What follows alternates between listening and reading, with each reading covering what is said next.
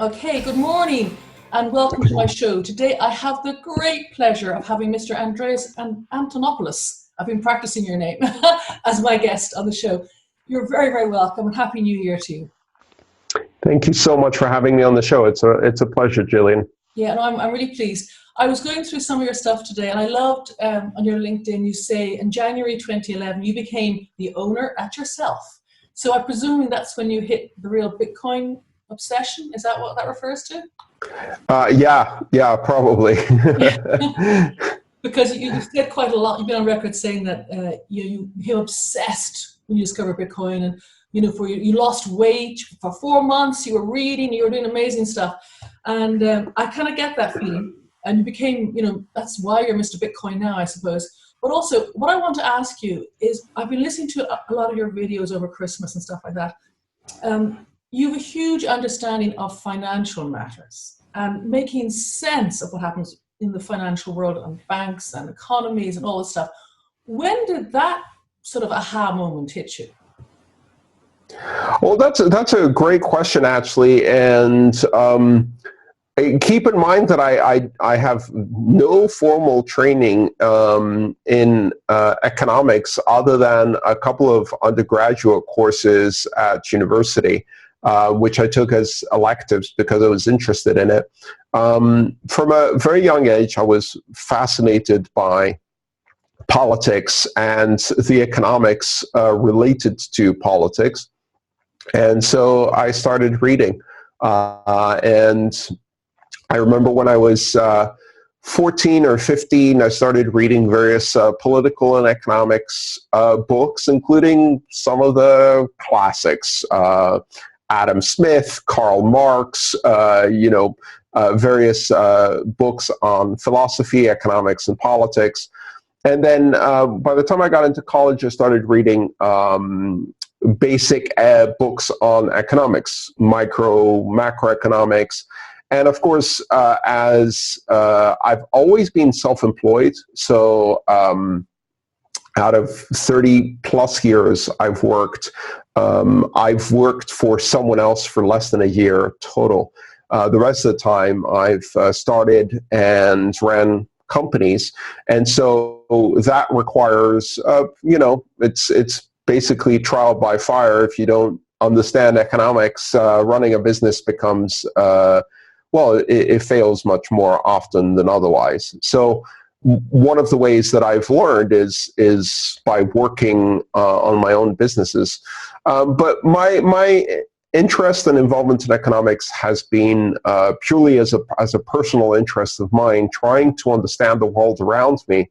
And I have to say, compared to many other people in this space, I'm barely an amateur when it comes to this stuff. But you have a way of explaining what is happening in our financial world. And I think because it's kind of crept up on us.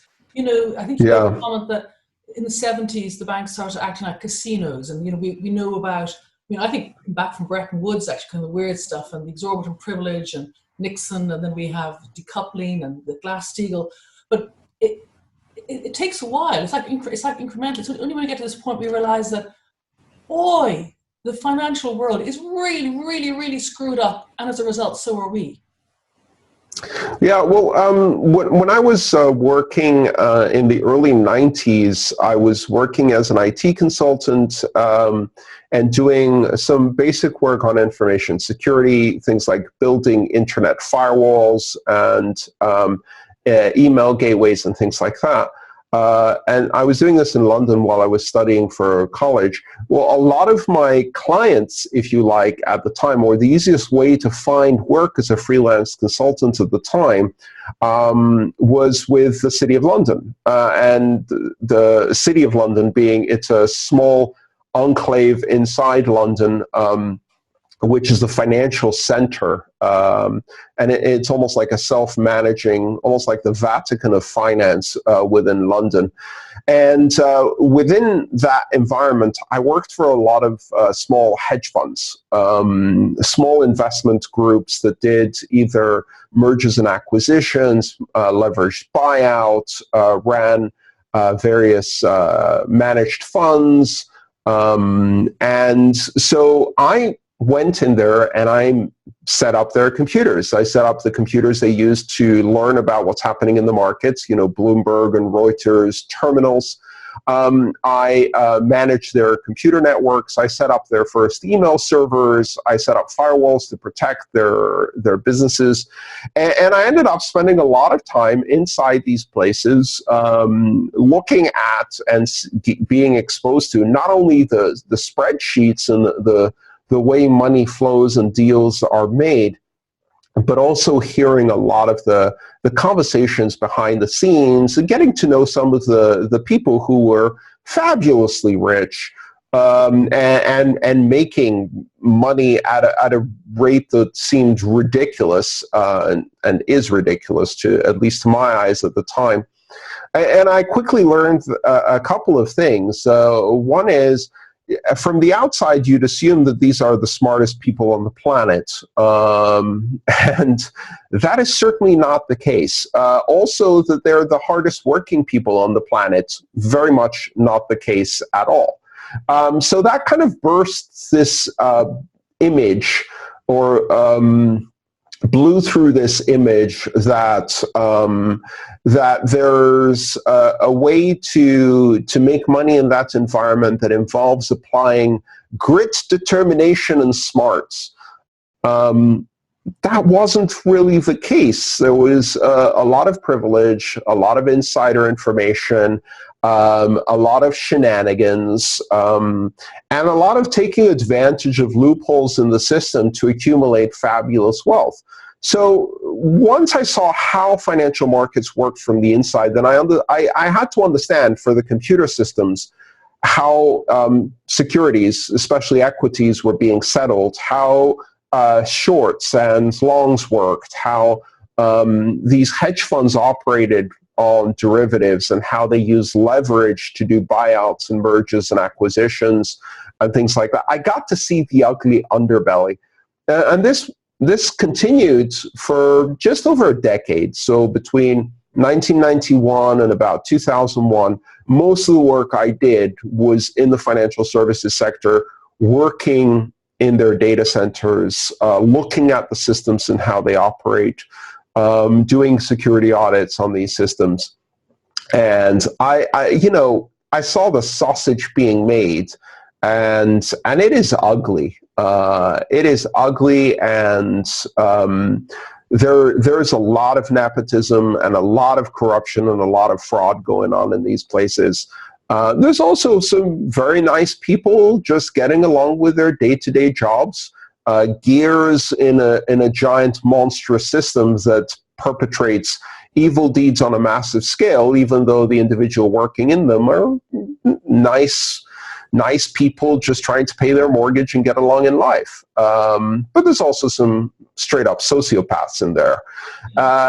That experience taught me the other side of economics, which is not how it works in theory, but how it works in practice. And there is a pretty big gap. It's interesting. You were saying, my first job was at JP Morgan in London as a systems analyst, and I spent 3 years there around the same time you were there. And what was interesting at the time, I saw what was happening. I can remember JP Morgan was big on swaps in those days. It was a massive deal. They were doing all this McDonald's. I don't know. We were so proud of our bank doing this.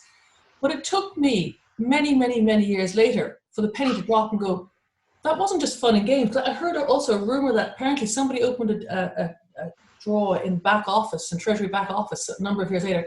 All these tickets floated out, all these swaps tickets. So they never figured out how to even settle properly, all this crazy stuff. But I think what's really interesting from what I've been hearing from you is that you have this understanding, but you have a very clear way of translating it into why the world is broken. And we see that a lot now in films. Like, I just watched Laundromat over Christmas, and The Big Short, Wolf of all these things. Films. So people are starting to see that the world is kind of broken, very, very, very, very broken.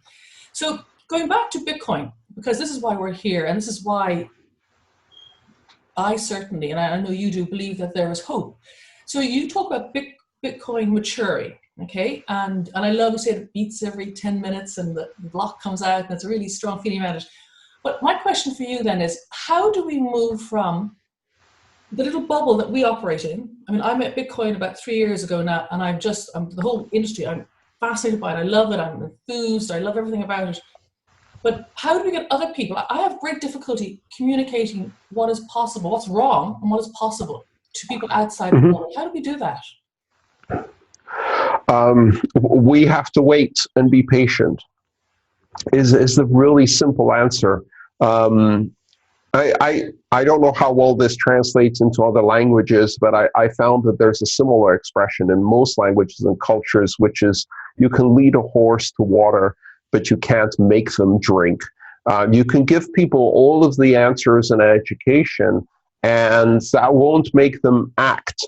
And this doesn't just apply to people who are not yet persuaded about Bitcoin. It applies just as much to people who already know about Bitcoin and then use it the wrong way. I'll show you, if you haven't noticed this a bit closer, my mug that says, "Not your keys, not your coins." A phrase I coined several years ago to express the simple reality that in Bitcoin, you're only in control if you control your own keys, and which means, as an effect of this, that you shouldn't leave your money on an exchange. And yet, how many people do just that, even after they've heard of exchange after exchange after exchange being hacked?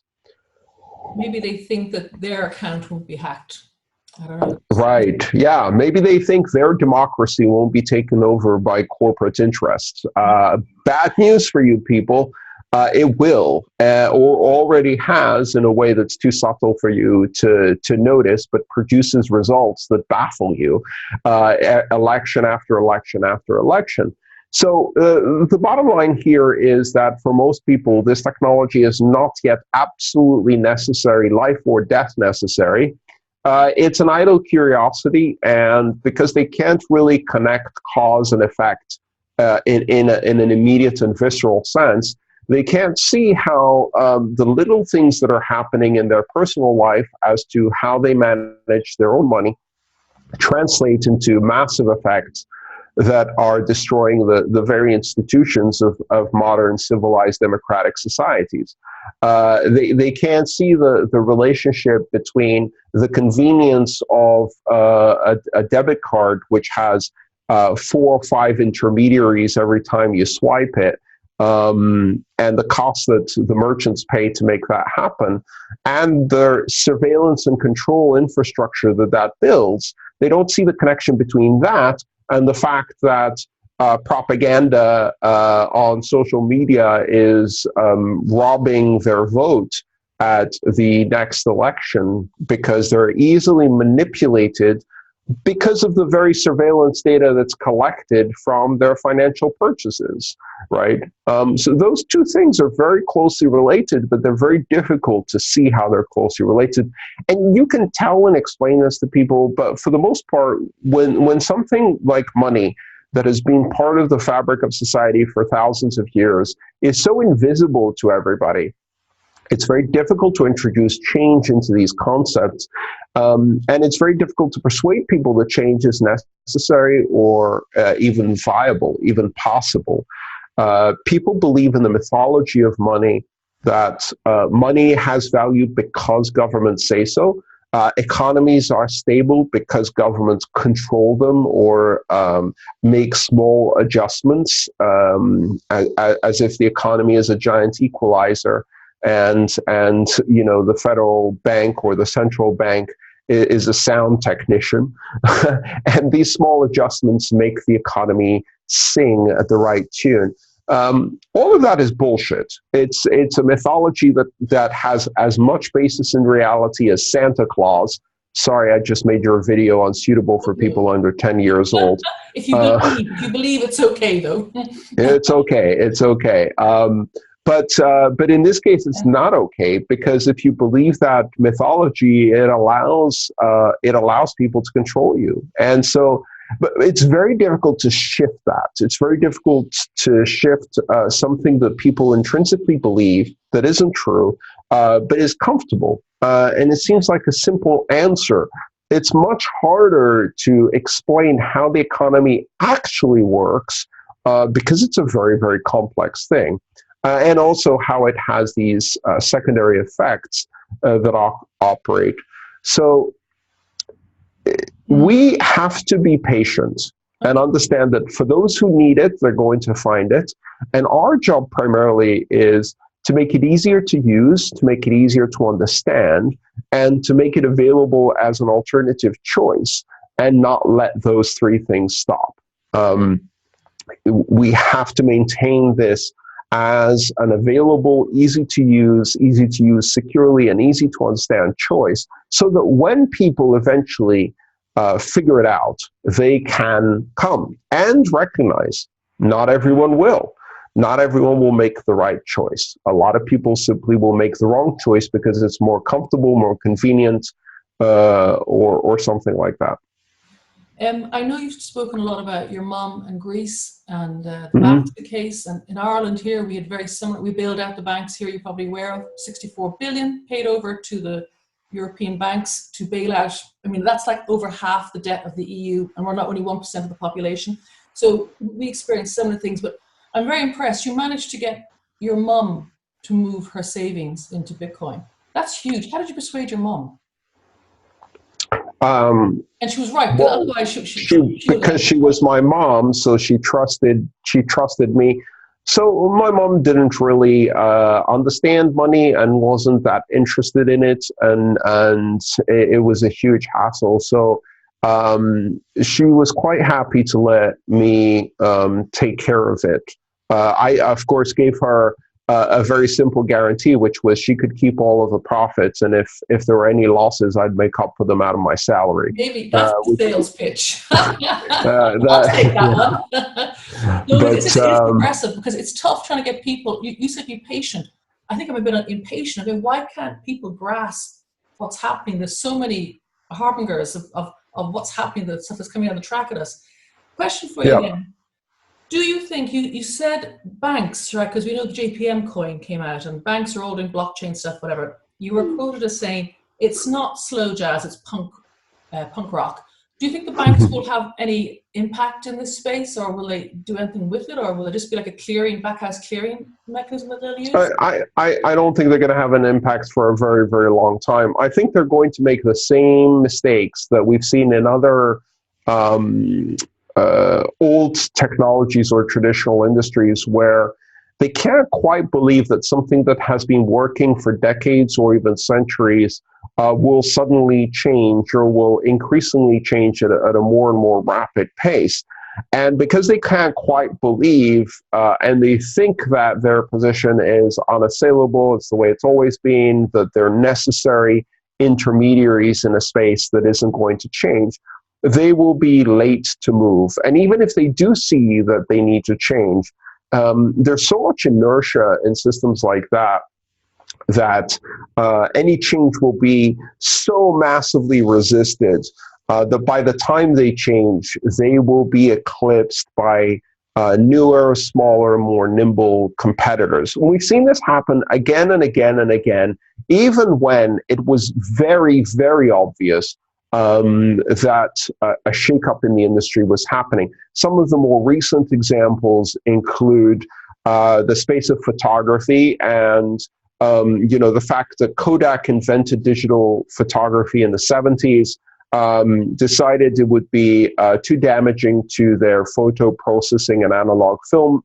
business, buried it, and continued to survive that until they were displaced, not by another photography company, because none of the photography companies could figure this out or overcome the inertia, but by a mobile phone company, Nokia, which within 2 years became the largest manufacturer of cameras in the world, and they weren't even a camera manufacturer. That destroyed that industry. It happened in the music industry, where the recording labels absolutely refused to give up control over recording artists, control over the traditional format of an album and a single and all of these things, and allow a streaming industry to emerge. They even sabotaged the open, decentralized streaming industries that emerged with Napster, and then, as a result, handed the entire music industry to Apple, and then Spotify, and then other intermediaries who basically took it and run with it, and now the industry is a shadow of its former self. Perhaps not in money, but certainly in terms of control it has over the emergence of artists. It happened in TV. It happened in movies with Netflix. It happens with newspapers and internet advertising. It's now happening in the automotive industry, where none of the car manufacturers can figure out that the magic of Tesla is not putting batteries in a car, but putting wheels on a smartphone. And they're going to lose their industry too, because they're still trying to put batteries in a car. Whereas Tesla figured out that it's actually a computer that you put wheels on. Yeah. And as much as they're laughing, that industry is never going to be the same. Same thing is going to happen with banks, because banks have not figured out that the fundamental promise of this technology is not making payments more convenient. It's not making payments digital. It's not making banks more efficient. It is removing the need for intermediaries and converting money from a system built around institutions to a system based on network protocols. Once that transition has been made, there's simply no room in that industry for expensive intermediaries. And so they will be replaced. They will either be replaced by software companies or network companies. So, or they'll be replaced by open protocols, or more likely both. And while they're looking at Bitcoin and saying this will never win because it's an open protocol, Facebook or Apple or Google, or more likely all of the above, will eat their lunch. Because while Libra and many of the centralized digital platforms that are being proposed do not compete with open decentralized protocols like Bitcoin, they sure as hell compete against JP Morgan Chase, Venmo, and PayPal. And they're going to eat their lunch because they have a much better grasp of technology. They have a much better grasp of their user base. And they're already manipulating their users with all of these machine learning technologies. So banks aren't going to get away. Half of their power is going to be taken away by software companies, and the other half is going to be taken away by open protocols that simultaneously disrupt the regulated nation states and their central banking money supplies. And we're going to come out in a world that's completely different. They can't even conceive of this happening. And even if they did, they can't stop it from happening. Wow, it's true. I think sometimes we wonder, this time of year, we get an idea of the last decade and the change that's come. It's come again, it looks slowly, but you look back at the last 10 years, there have been massive changes, like with the smartphone, with social media, a lot of things are happening. But going back then to the 2017, when the roaring time for Bitcoin and for all the altcoins, it's been said that people came for the speculation, but you keep on saying, but they stay for the technology. How do you find the community, not the FOMO stuff, not the Lambo to the moon stuff, the people who are making projects? How do you find I just wait. I mean, honestly, I do most of my best work in the bear markets. I just wait for all the bullshit to quiet down. 2 or 3 months after the bubble pops, you go to a meetup. It's now 1/3 of the size or less. And the only people who continue to come are the people who are still interested in the technology. Everybody else panicked, sold, and got out. And that's it. Their dream of getting rich and getting a Lambo has evaporated in front of their eyes. And the people who stay are actually interested, or are ready to hear why they should be interested in something more than just that speculation. And I'm there to give them a different path, to say, okay, you came in, that's step one. Now let me tell you why you should stay and why this wasn't actually about getting rich quick. It's about staying free slowly.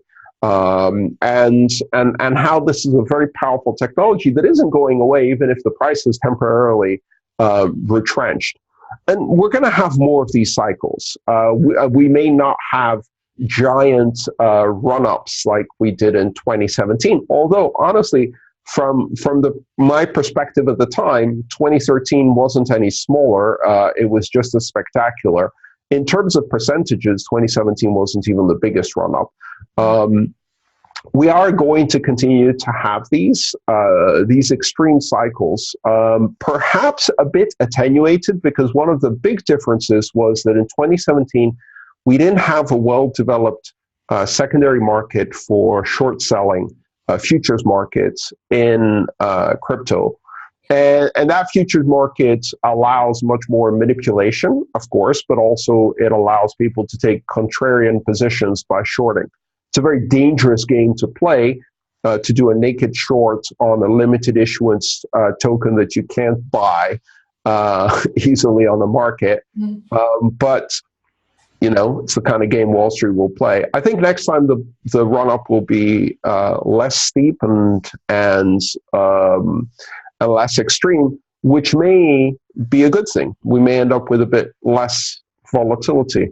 Okay. And as soon as it's over, I'll be there to pick up the people who are now interested in learning why they should be there. But do you not find, though, that in this community that there's a lot of people who are doing projects and they are genuine? It's all this imaginative, creative, innovative thinking, kind of unthinking the world, and come with new projects and thinking, well, why is that working that way? And they've a real, I love the real ethos where they want to make the world a better place. And I don't think it's just people giving lip service to that phrase. I see them, I work with them, I interview them. Oh, no. And it's a tremendous thing for humanity that, we're not stuck, maybe.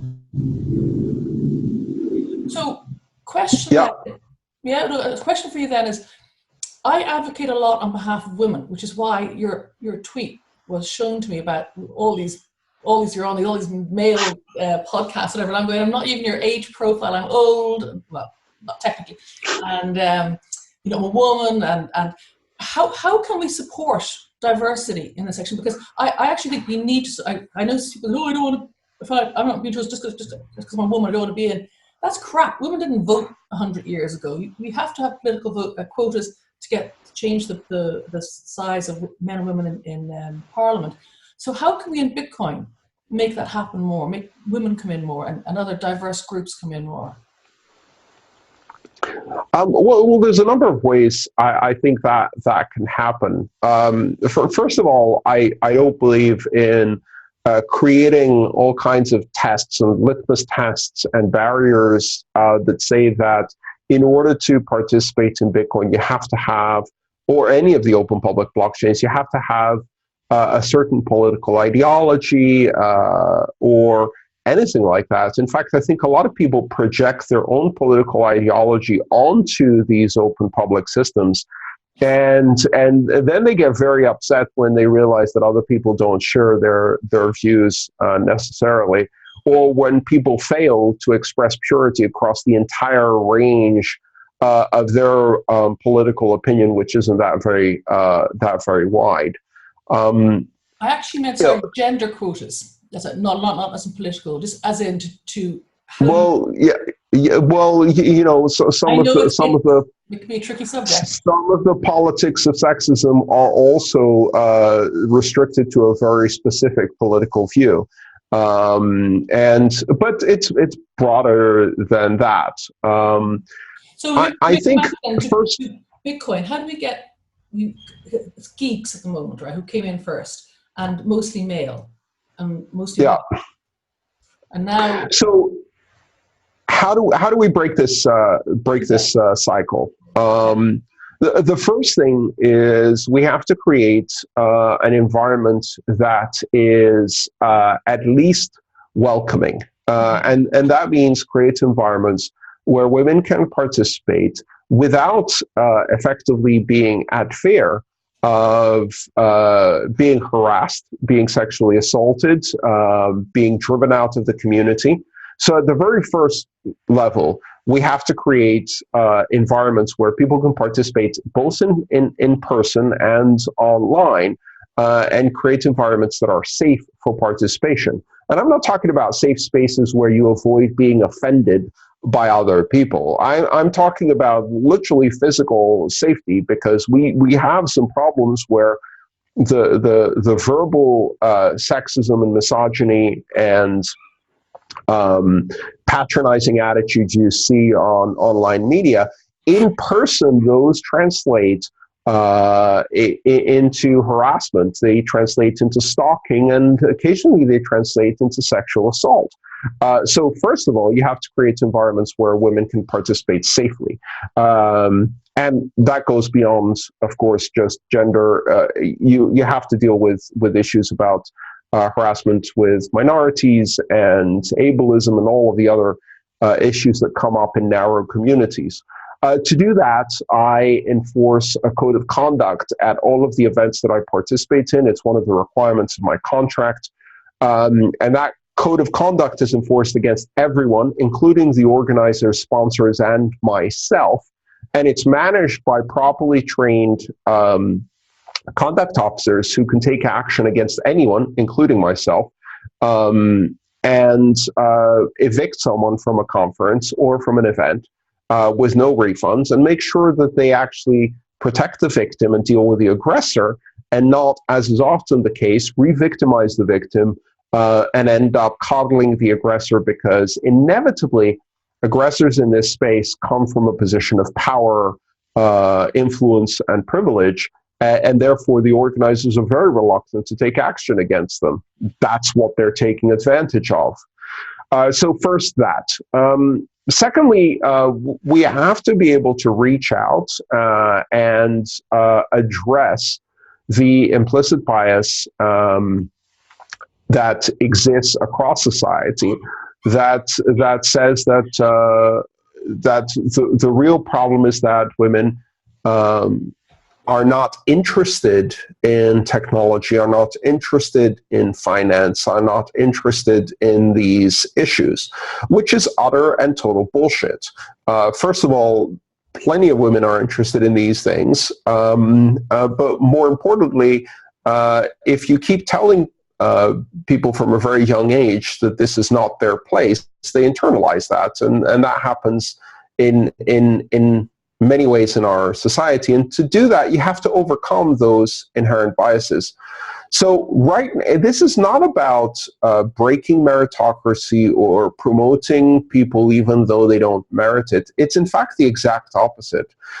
In our space, like in many spaces, I think there is effectively an affirmative action program that gives people who look very much like me second, third, fourth, fifth, sixth, and seventh chances to fail, to come unprepared, to be mediocre, and yet to rise to positions of success and influence.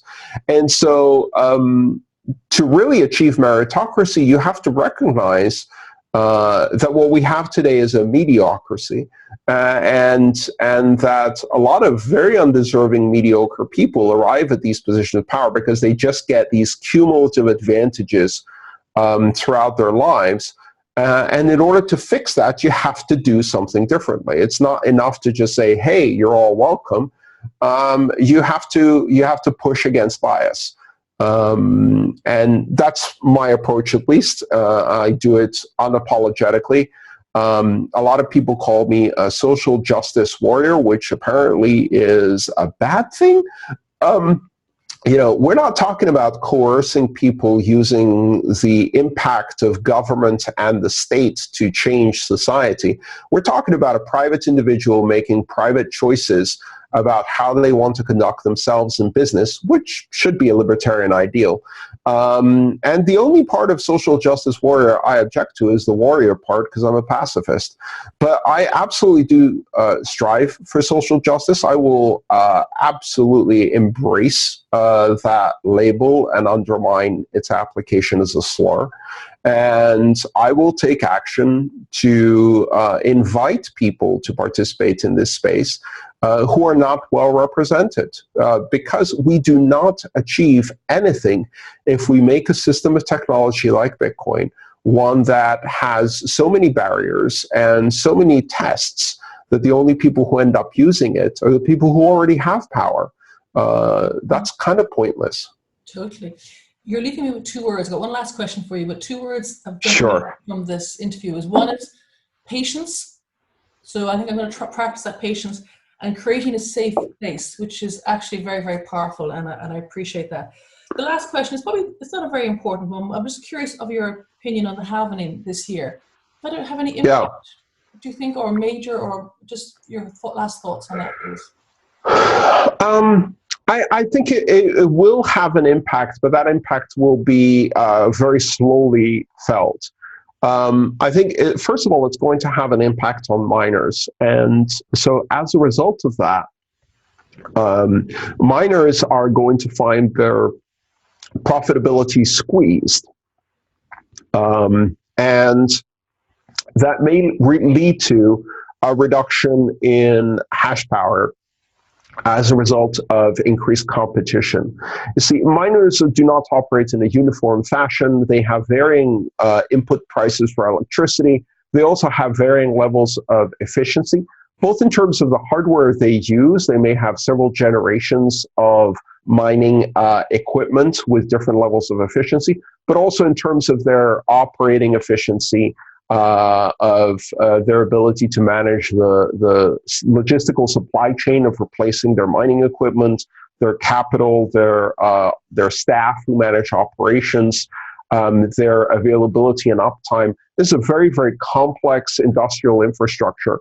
And some people do it well and some people don't do it so well. I think the reduction in the block subsidy will have as an immediate effect the culling, if you like, of the most inefficient of miners, which will increase competition, reduce profit margins, and push miners to be even more efficient in their operations. Now, some people believe that, together with the decreased supply, will lead to an increase in price. Possible. In the long run, maybe. I think in the long run, if nothing else changes, certainly that will have an impact. But there's a lot of other moving parts. In the short term, it might actually cause a decrease in price as miners are squeezed a bit and there's some shocks to the system. In the long term, of course, it's all going to balance out because these are dynamic systems that adjust automatically through the difficulty retargeting algorithm. Wow. I don't believe that this is a magical aspect of Bitcoin that by itself guarantees success and long-term price increase. And I think that position of accounting for the entirety of Bitcoin's success or not success based on a monetary perspective, and giving that monetary perspective the stock to flow model, as it's called in these circles, kind of this manifest destiny perspective is very dangerous. I think we need to continue to work to make Bitcoin easier to use, to explain it in as many languages as possible, to bring more people in, to explain how it's applicable in a variety of different circumstances, geographies, in different countries for different applications. We need to make it easier to use and use securely. We need to keep working hard to make Bitcoin better and not just rest back and say, oh, it's the most sound of sound money, therefore it automatically wins against everything else and we don't have to do anything. So yeah, great. The supply is going to go down. That's going to put some pressure on miners. And as a result, it's also going to put some pressure on price because of decreased supply. But that is not enough for success. That is just one factor in many, many different factors. And we need to be thinking much, much more broadly. I love your line. We've got to make Bitcoin better. I'm going to finish on that one. Thank you so much indeed for your time. We're out of time.